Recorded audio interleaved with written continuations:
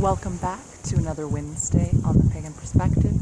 I'm your Wednesday host, Yeka, and this week we are talking about practice in our paths. So our question comes from Amanda, who asks how often people practice, and what do we think of neopagans who just believe and don't practice, and is that still a spiritual path? So for me, my type of paganism, and you'll find that there's a lot of different kinds of pagans out there, but I'm of the branch or school of thought for whom it is a practice where the being a pagan is about the experience and what it is that we are actually doing. And the doing is the part that makes us pagan.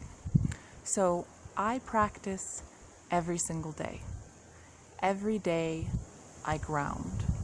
Every day I put my face to the sun and feel its light and its warmth. Every day I look at the stars and I sit present with the stars. And every day I put my fingers in the soil and experience myself as part of this world, as part of nature. And that is my choices and my lifestyles reflected by that. And for me, that is the core of being a pagan. It is about that practice every single day. Now, we are also a pagan family and follow the wheel of the year. So we practice as in we observe the holidays of the wheel of the year. And we have our own traditions around that, and the meaning of those holidays are similar to what many people do, but somewhat different as well, because we really customize it to our own place, to our own location, to our own ecosystems that we are part of.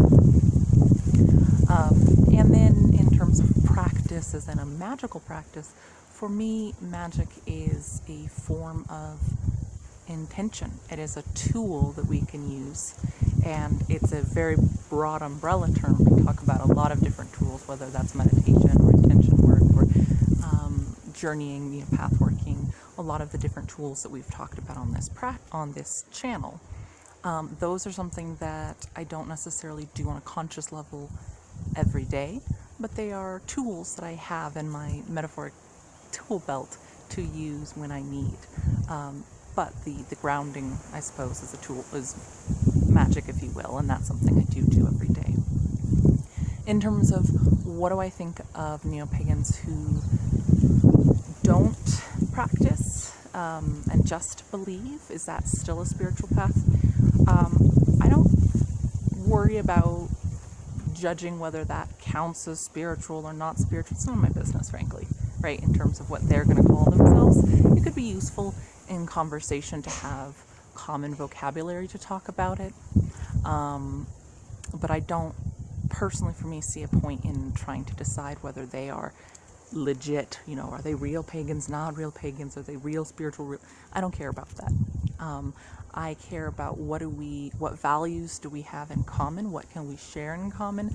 I care about learning about their experience and their perspective. But in terms of me giving it a name and calling it something, that aspect isn't something that I spend a lot of time or effort on. I think that we practice whether we are conscious of it or not, and where we can be empowered is becoming conscious of our practices and being intentional about what it is that we practice, because when we are practicing, that strengthens it, that it is something that we can have influence over, and it creates who we are and how we experience the world.